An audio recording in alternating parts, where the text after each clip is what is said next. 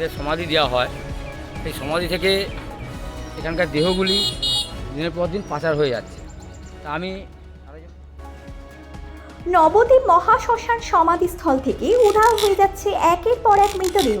Social মিডিয়ায় viral video ঘিরে চাঞ্চল্য, শুরু রাজনৈতিক চর্চা।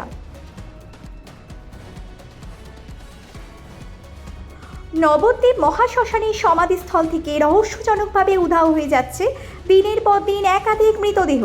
এমনই এক চাঞ্চল্যকর অভিযোগে তোলপাড় সোশ্যাল মিডিয়া। সেই অভিযোগ দেখে নড়ে চড়ে বসে নবদ্বীপ থানার পুলিশ। তদন্তে গিয়ে পুলিশ দেখে বেশ কয়েকটি সমাধিস্থলের মাটিতে খোঁড়াখুড়ির চিহ্ন স্পষ্ট। স্থানীয়দের দাবি ইতিমধ্যে 100-রও বেশি সমাধি থেকে মৃতদেহ গায়েব হয়েছে। এলাকায় ব্যাপক চাঞ্চল্য ছড়িয়েছে এই ঘটনাকে কেন্দ্র করে। স্থানীয় বিজেপির অভিযোগ, শাসক দলের মদতে এই কাজ হচ্ছে। মৃতদেহ তুলে তা বিক্রি করে দেওয়া হচ্ছে বলে তাদের দাবি। তবে কারা এই ঘটনার পেছনে তা এখনও স্পষ্ট নয়। যদিও বিজেপির তোলা অভিযোগ অস্বীকার করেছে তৃণমূল, তবে এই ঘটনায় কে বা কারা যুক্ত তাদেরকে অবিলম্বে চিহ্নিত করে পুলিশ ব্যবস্থা গ্রহণ করুক দাবি তৃণমূল কংগ্রেসের। পুলিশ সূত্রে জানা গেছে তদন্ত শুরু হয়েছে এবং নজরদারি বাড়াতে শ্মশান চত্বরে মোতায়েন করা হয়েছে পুলিশ।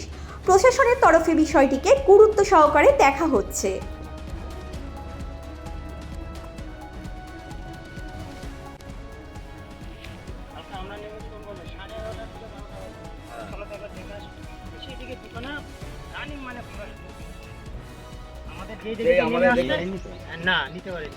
যে জায়গাতে নেমে আসছে আর পালিয়েছে। দিয়ে আমরা সারা রাতি লাঠি ফাটি নিয়ে আমরা সারা রাতি ঘোরাফেরা করেছি, পুরো সারাটা রাতই একদম ঘোরাঘোরা করে দিয়ে তো আর ধরতে পারিনি, আমাদের দেখে সরে যাচ্ছে ওটা। কারা করে এখানকার লোকাল কেউ? সেটা আপনারা এখানে কতদিন ধরে আছেন এখানে? আমি এখানে আছি 6 বছর। তা আপনারা এই 6 বছরের মধ্যে কতবার দেখেছেন নিজে? না, আমি এই জিনিসগুলো দেখিনি, এই দেখি এখানে বডি ছাড়ায়?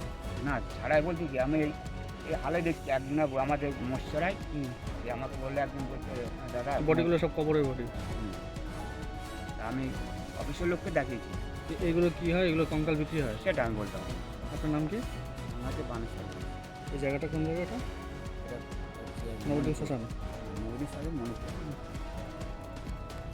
শ্মশানঘাটের পাশে যেখানে আমাদের বৈষ্ণবদের সমাধি দেওয়া হয়, সেই সমাধি থেকে সেখানকার দেহগুলি দিনের পর দিন পাচার হয়ে যাচ্ছে। তা আমি সরেজমিনে এসে দেখলাম বিষয়টা সত্য। তা এই যে বর্তমানে এই যে চুরিটা চলছে, এই শ্মশানঘাট চলছে, এটা পৌরসভা তত্ত্বাবধানেই চলছে। তার পাশ থেকে এইভাবে দেহ চুরি হয়ে যাচ্ছে, পাচার হয়ে যাচ্ছে। তাই এর পিছনে পৌরসভা অবশ্যই কিছু জানে, আর শাসক দল সবই তো চুরি করে খাচ্ছে। এখন শেষমেশ এই বডিগুলোকেও চুরি করে খাওয়ার যে চক্রান্ত করছে সেটা দেখা যাচ্ছে পরিষ্কারভাবে। এদের তা এখানে দেখলাম প্রায় শদেরেক বডি এখানে নেই। মানে যেভাবে করে গর্তগুলো থেকে তুলে নিয়েছে, সেই গর্তগুলো যেভাবে পড়ে রয়েছে তাতে আনুমানিক শদেরেক হবে। তা এদের কাজই তো চুরি করে খাওয়া। এবার এই বর্তমানে দাঁড়িয়ে তারা এখানে বডি চুরি কাজেও নেমে পড়েছে। তাই এই বিষয়ে আমি নবদ্বীপের ভারপ্রাপ্ত আধিকারিক আমি ফোন করে আইসিকে ফোন করে আমি জানালাম যে এই বিষয়গুলো একটু দেখার জন্য।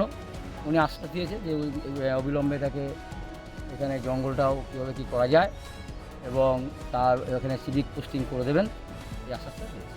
তাহলে এই যে বডি দিনের পর দিন চুরি হয়েছে, প্রায় বলছেন 100 থেকে 150 বডি চুরি হয়েছে, তো এইটা কি পুলিশ প্রশাসনের নজরে ছিল না নাকি না? এরা দেখুন, ঘটনা হচ্ছে এর বিষয়ে তো পিছনে তো প্রচ্ছন্ন মদত দেখা যাচ্ছে। এটা যেহেতু পৌরসভা পরিচালিত, তা শাসক দল, এটা চোরের রাজত্ব চলছে। সব কিছুতে চুরি এদের রয়েছে, সমস্ত জায়গায় এদের কেলেঙ্কারি রয়েছে। এই নতুন কিছু না যে এখানে বডি চুরি করবে, মানুষের দেহ বিক্রি করে খাবে, এটা স্বাভাবিক ঘটনা। এটা এখানে যে বলবেন অভিযোগটা আমাদের কাছেও এসেছে, প্রশাসনিক স্তরে সেটাকে জানানো হয়েছে, প্রশাসন সঙ্গে সঙ্গে ব্যবস্থাও নিয়েছে।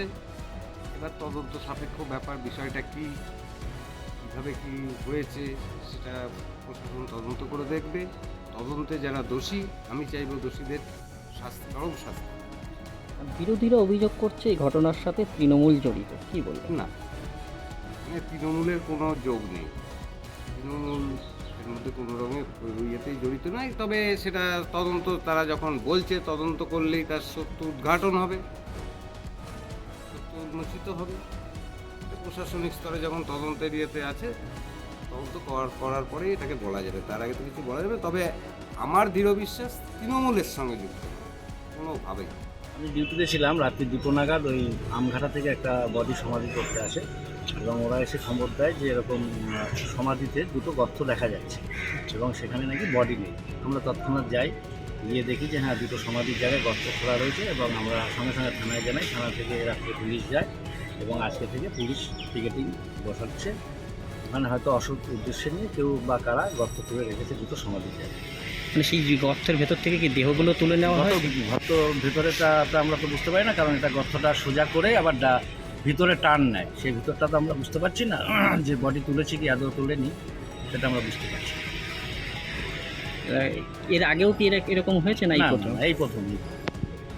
প্রশাসনকে আপনারা প্রশাসনকে জানিয়েছি, রাত্রে জানিয়েছি, প্রশাসন রাত্রে গেছিল। অভিযোগ একটা আমি আজকে শ্মশান যে রক্ষণাবেক্ষণ করে তার কাছ থেকে অভিযোগ পেয়েছি, মানে স্কেলিটন মিসিং আছে ওখান থেকে, ওই সমাধিস্থল থেকে। আমি পার্সোনালি ভিজিট করেছি, কিছু মিসিং আছে দেখলাম, আবার অনেকটা জলে বসেও গেছে।